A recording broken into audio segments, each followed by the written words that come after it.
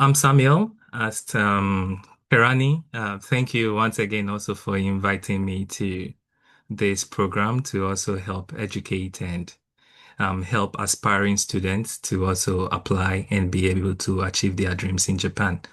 I'm more than honored to be on here today to also share my experience and my journey since November 2021.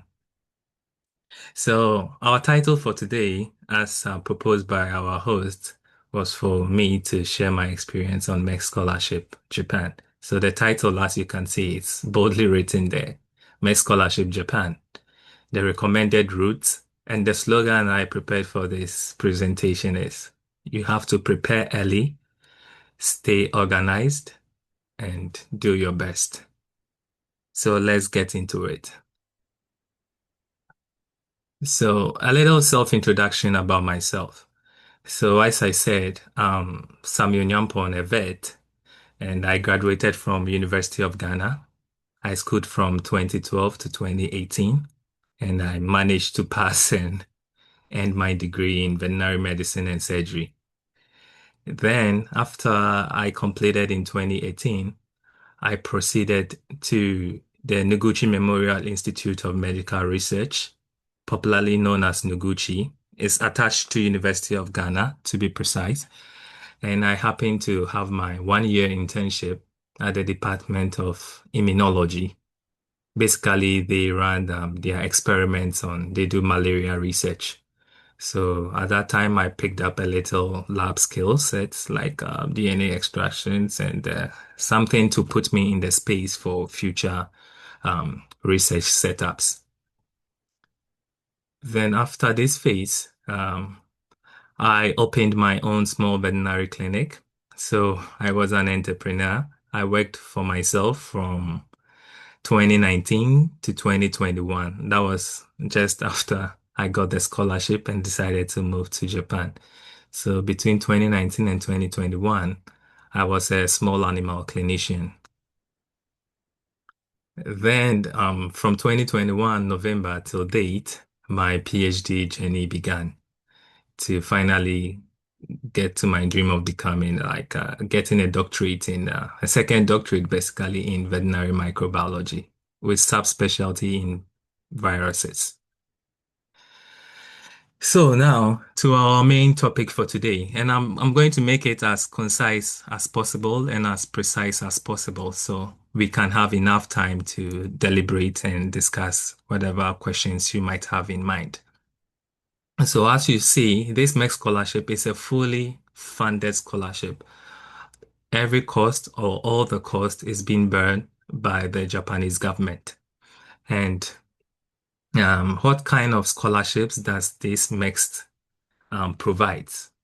And MEXT simply means it represents the Ministry of Education, Culture, Sports, and Science and Technology in Japan. So whatever has to do with education, sports, cultural exchange, technology, how do I say, this department in the government organization is responsible for carrying out that activity. So the types of scholarships being meted out by MEXT are you can either go for an undergraduate program, but that one is fully taught in Japanese. So you have to be very proficient in Japanese, probably an N2 level. So you have to take Japanese training courses, maybe for at least a year before you can fully get into the undergraduate program. And also to our area of interest now, being it master's or the PhD, that is our subject for discussion today. That's why it's being labeled in red. And there is also specialized training college, and they also run a teachers training program. I personally knew one person from Nigeria who got into this program using the teachers training program and later transitioned into working on a permanent residency in Japan. And you can also get on a MEX scholarship as a Japanese student. So you can come in and study the Japanese language for at least a year, which after that you can transition into the job market and find your space around. So you can see beneath it, Um, you can see the red icon. These are some of the benefits or the merits that comes with having a MEXT scholarship. And the first one to begin with is tuition fees are fully waived. So you don't have to worry about you have to work to accommodate or find money to pay your tuition, or like it's been done in other countries like the US or UK where people are like burdened by the cost of education. So this scholarship takes away that burden from you. And secondly, you also um, have like something like a monthly stipend. This depends on the level of education. If you are on master's program, it's usually around 144,000 yen per month. But if you're running a PhD, sometimes it's around mostly around the maximum 145,000. And the other programs such as undergraduate or the Japanese students and teachers training program, you go on the like the minimum range. And the third factor is also it provides all your ticket, like a round trip airfare, um, for coming into the country and exiting the country after you finish your program. But it's also not a must to exit the country as a program because they give us when you're on MEX scholarship, they give you 1 year after school to look for employment, and you only have to exit the country when you do not find work to do after a year of completion. And also, the finances they provide also can help you pay for your medical insurance, and they also have various support systems like that can help you integrate better into their society. Like we have a local Japanese um, teaching space in the university that teaches like I think every Saturday and Sundays for about 2 hours. And the university also they have their own our university, I will speak to it. Yamaguchi University has like the language school here. So if you want to study the Japanese language, it's also free and you can study as much as you can. So, second on my list today will be the application routes and timelines. So basically for MEXT scholarships, there are two application routes, but the most popular one, I think most people know about or are more familiarized with is the embassy recommended route. I think that's the most popular and that's the one that is being pushed out there a lot. But today I'll be also happy to to share my thoughts on the university recommendation route, which is the route I personally used into getting into my doctoral program. So for the embassy recommendation route, like basically you have to apply through the Japanese embassy in your country, especially your country of birth. So it's very important because even when you are outside the country, they will still recommend you to come and make the application within your country of birth. So basically, you cannot apply outside, especially for Ghanaians and Kenyans on this program today. You can only apply through the Japanese embassy in Kenya for Kenyans and in Ghana for Ghanaians. And also, the competition is very intense and is within no external. You are just competing among citizens. So you really have to present a strong case, if you know. And there are several multi-stage screening from the embassies with no university interference. Everything is basically done. They entrust all the process to the embassy. And after that, when they select their students, then they can give the final output to MEXT here in Japan. And you don't have to have a prior university acceptance. So it's open to all. Everybody can come in and compete. And the most successful ones always get the nod.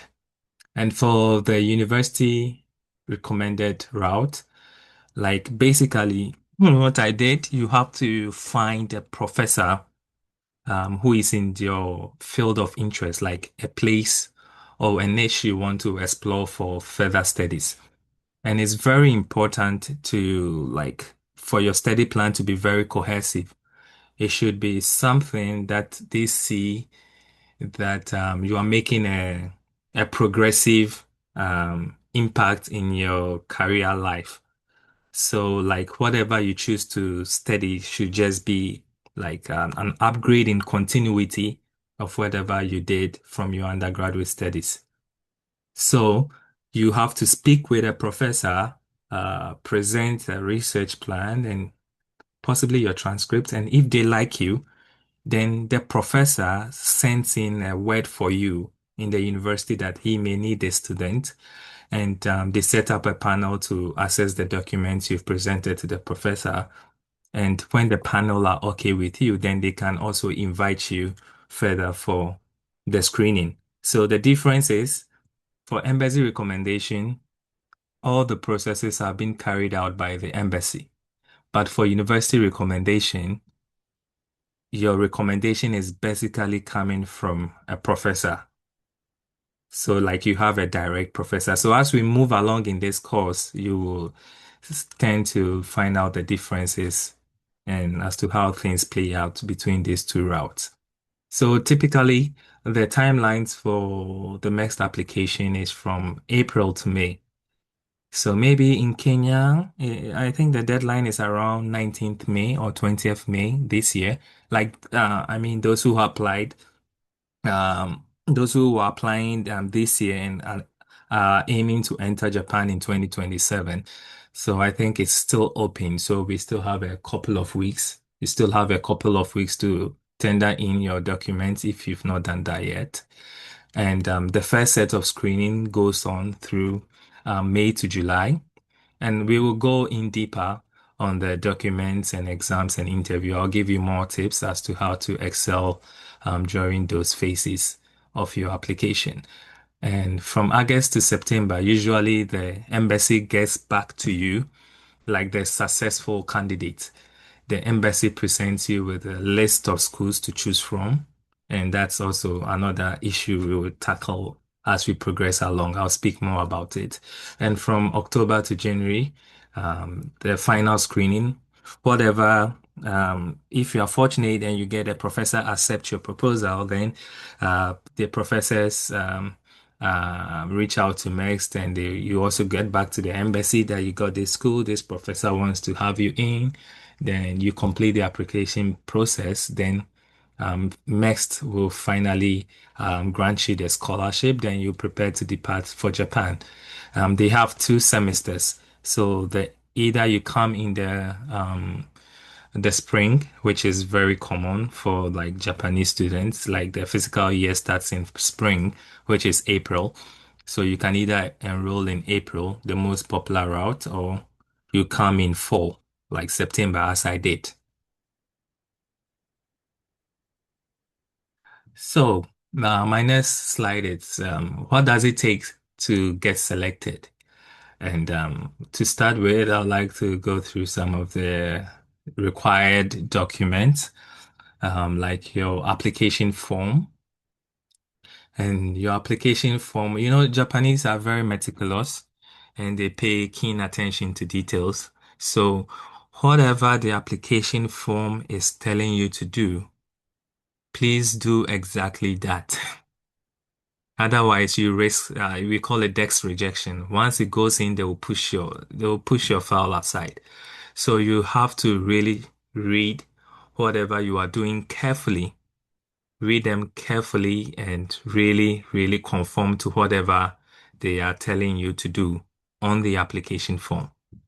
And also your research plan. Your research plan has to be very, very concise, very precise with focus, and it has to be well structured. Um, I'm saying like maybe I'm in the field of sciences. So let's say, for example, I want to apply for a MEXT scholarship and I want to study something in relation to, let's say, infectious diseases.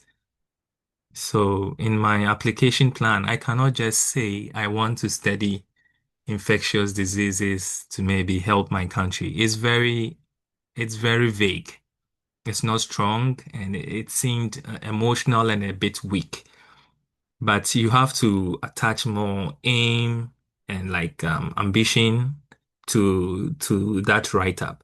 So something like maybe I'll use one of my research topics as an example. Maybe I aim to evaluate maybe the temperature dependent stability on let's say XX virus in vitro to modulate predictive outbreaks in maybe subtropical regions or something. So um, just make the research plan like more scientifically grounded, okay, with more focus and feasibility.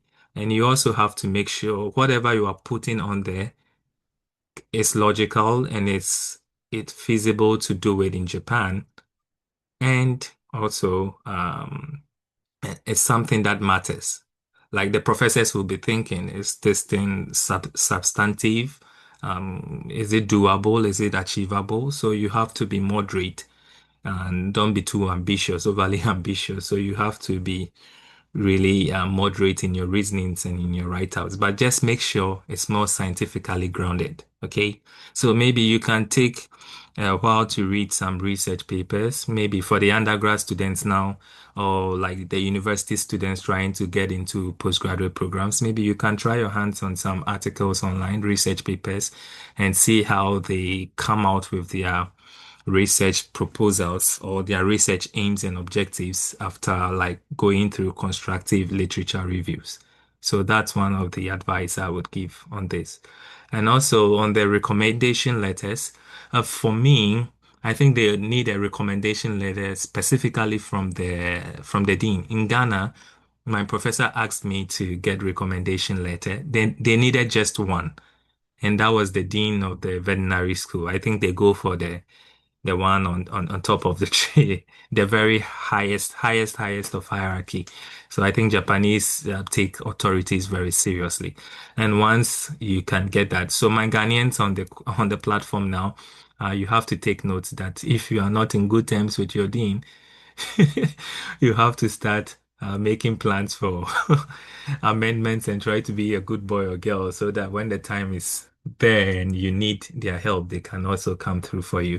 And for medical certificate, it's not really important because once you get into the country, like in Ghana, I rarely did any medical. I'm not too sure, but yeah, I thought I would do, but for university recommended, I think I didn't. But for the embassy recommended route, yeah, you need a medical certification. So you have to make sure you also, yeah, I don't want to say what I want to say, but yeah, you have to take care of yourself so you don't commit your future into the hands of some other transferable or infectious diseases, okay?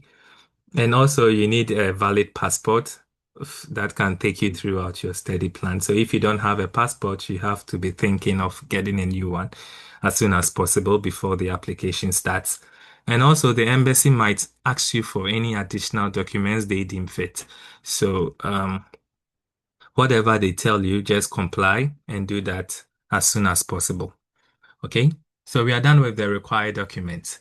So, what's next is you know, what is MEXT actually looking for? What are they looking for? And it's not just about your academic grades. Although a good GPA, it's very good and it puts you on top of a lot of students.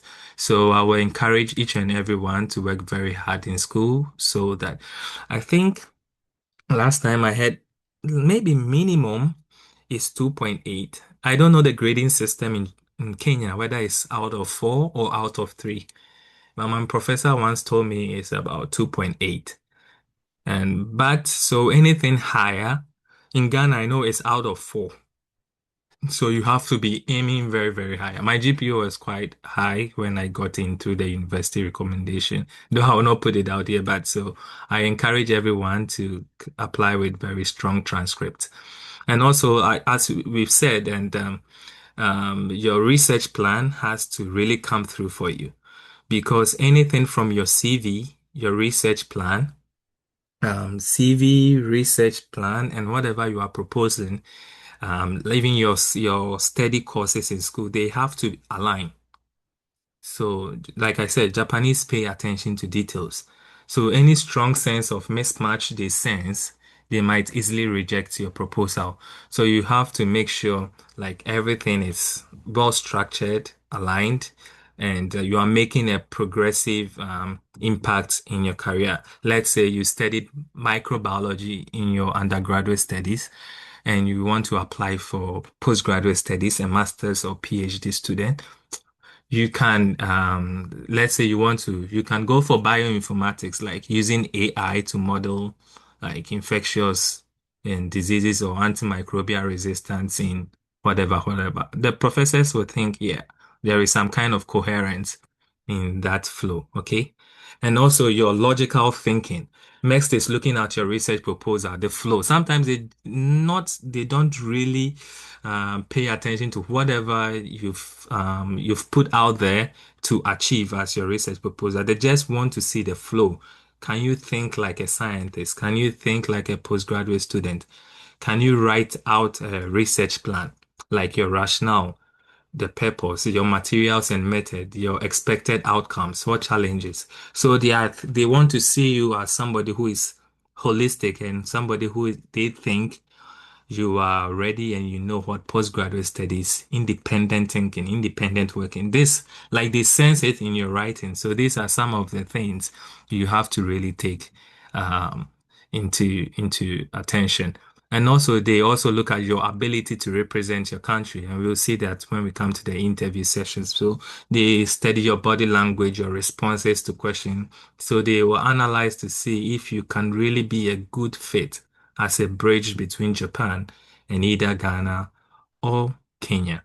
So these are, and they also, I think they also do monitor, also think to see if you can adapt to life in Japan, because Japan is a very heterogeneous, homogeneous society. Almost 96% Japanese, and you barely find foreigners. We are quite a few here, but it's a lovely country. So they want to see your ability to adapt to life in different environments based on the responses you might give in your interviews. So I would like to close the chapter on this and move to the next session. So the next session is the MEXT application process overview. What at all goes in through the application process? So like the first one is your application submission. So make sure there are no errors. I remember when I was submitting my application, my professor, even if I do not dot an I, he will send me back the documents to dot an I. So imagine if that was an embassy recommendation. Maybe I don't know if somebody will care to mail me back to seek more clarity about an information. Maybe my form would have been easily rejected. So when it comes to your document and submissions, please, as much as possible, whatever font size they tell you, whatever in black, whatever criteria they met out on the paper, please make sure to follow it to the detail. Okay?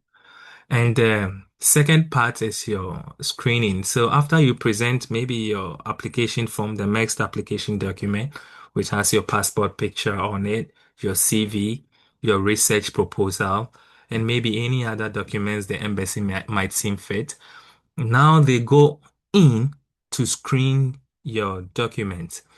And maybe this is something they might not put out there, but they might have GPA cutoffs or like the logical flows of your research plans, because they have also professionals in there who will screen your write-ups to see whatever you are, whether they make academic sense or they are scientifically grounded. Okay, so this is the first. Remember, I said one of the challenges were the multiple eliminating steps. So after this phase, a lot of people will not also make it. So the numbers now reduce, and the few ones that make it up to this stage will now proceed to the examination phase. And examination phase in Japan, in Ghana, I think is just English and Japanese. And I think the English, what's most important is for you to learn. I think we all did comprehension in school, right? You read a passage and they might ask you some questions and you have to answer. Oh, and your subject verb agreement. If you've forgotten, you really have to revise a little bit more. And also, like the use of articles. They'll give a sentence and they will ask you which article do you best fit in this gap? Yeah, so you have to also revise your articles and maybe they'll put a sentence also, and with a dash, you have a list of words, and they'll ask you to put in which of these words best fits the scenario. So you have to learn more words like synonyms, antonyms. Yeah, you have to have more vocabulary. Yeah. So I think that is that for the English and the Japanese.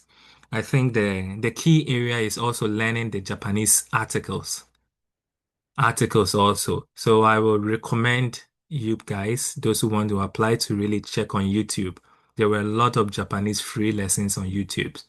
So you can take basic Japanese courses, maybe in 1 or 2 hours. I think committing just 5 hours to that YouTube page, maybe you should be able to pass the Japanese because most people don't know. So most people fail. So if you do well in this Japanese part, and it's not difficult, you just learn the basic Japanese, right? The hiragana, but the most important is the articles. You meet something like o, ni, de. So you visit the YouTube pages, you see. And most people who do well in this Japanese, almost all of them, I think they are likely to come to Japan. Okay. And in Ghana, I'm going to give the Ghanaians a tip off because my close friend went through the embassy recommendation route, so I know. He The pass mark that year in 2021 was 95% for the written exam, 95 out of 100. And this year, I know someone who scored 92 and was rejected. Okay. So I don't know much about, but I'm sure it's an African setup and we might be working with the same parameters. So you really have to really have to try very, very hard. Okay. So these are the little tidbits. And about the interview, um, it's basically like so for all students who excel in the exam, now proceed to the next phase for the interview.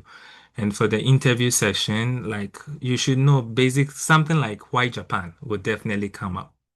Why do you want to study in Japan? Because they know us from Africa, English speaking countries, we prefer the English speaking countries or Europe over them. So, and why do you want to come to a country where you have a language barrier? So you really have to not the generic answers like I love Japan. Find something solid, which I cannot answer for you. Okay? So you have to, since we are all aiming to be researchers, you have to research and find answers that are convincing enough. Okay? So something like why Japan is a must. Everybody answers that question. Why do you want to study this? Why do you think your research proposal is important? Of what interest will this research be to the Japanese government?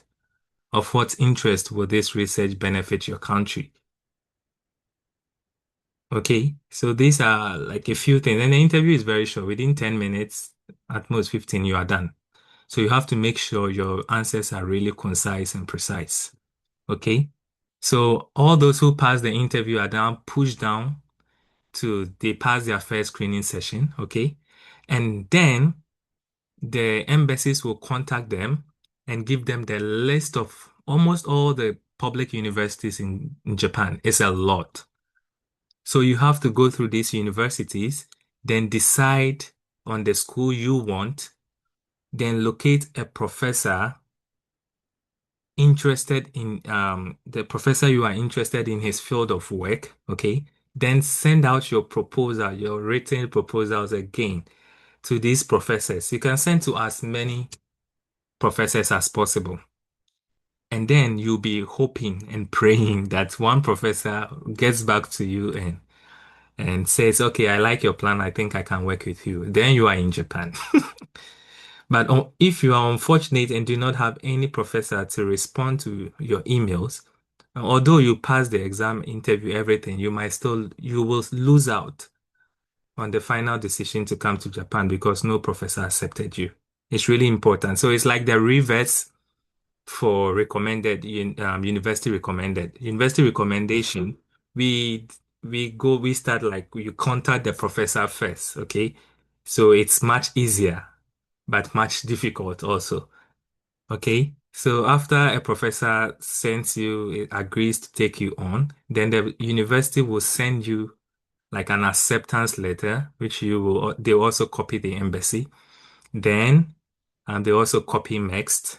Then, like the successful student, point number nine, you get your visas. They will ask you to come in for your visas, whatever, whatever. Then, the last thing on the list is to prepare and depart for Japan. So, like, that's a concise view of the overall application process for you. Okay. And the last thing on this process I would want to touch on are some of the challenges involved with the application. And you have to know it's very competitive. I think in Ghana, each year they have room for, I think, 10 students. Yeah, so it's very tough. It's very tough. So you have to bring in your A game, okay? Anything that will make you excel in this phase, you have to really put in the work. Very competitive. And it's also a long process. You need a lot of patience. So you have to really have a lot of patience to like go through the entire almost 10 months of like if you want to come to Japan next year, application is closing in May and you'll be able to come either next year, late March or early April. So you can see the time lag. Yeah, it's not a joke. And there are multiple elimination stages as I've introduced you to in these sessions. And some of the common mistakes people make, like I said, your research proposal should not be vague, which we call the weak research proposal. It should be something feasible to do in Japan. Although most labs already have a research plan that you conform to, but they just want to see your thought process. Very few labs would also encourage you to carry out your own research plan if the lab or has more money to maybe take you to your country for field work or something. Yeah, but your research proposal has to be very strong. And your motivational statement, don't just be going and copying online. Put yourself into like your environment. Why do you think pursuing this course would really strengthen you after you complete? And what challenges will these things help you solve? Okay, so you have to really immerse yourself in the motivational statement write-up. It shouldn't be anything casual you pick online and just think they'll brush it. The professors will be reading, and whatever they think is just generic, they will red flag you, and your application will be in the mud. And another thing is not preparing adequately for interviews. So you have to sit down, simulate or anticipate expected questions, draft your responses, yeah, and other things. And don't be missing deadlines. If they tell you the deadline is this and this, yeah, just work within the framework, the time framework. Anything out of that, you are getting an instant rejection. Okay. And I think one thing I'm forgetting is there are past questions also to the next examination. So I think you can find them online. And the merits I already discussed in our first page, fully funded, no need for prior university acceptance, and you also have an opportunity to experience life and the culture here in Japan. So lastly, what we have in red at the bottom is a tidbit I have for those who joined the program today. And it's not only MEXT scholarship that you can apply to come to Japan. There is also one known as EXEX Doctoral Fellowship, which is opened now. Actually, it will open from May 11th to May 20th and close on May 22nd, 5 p.m. GST. A friend shared it with me. Basically, it was on the Hokkaido University website, but actually, he said all other universities in Japan, most of them also, you can use this scholarship also to come to Japan for your postdoctoral studies. And I think this will be the end of my presentation, and thank you for your rapt attention, and the floor will be open for questions.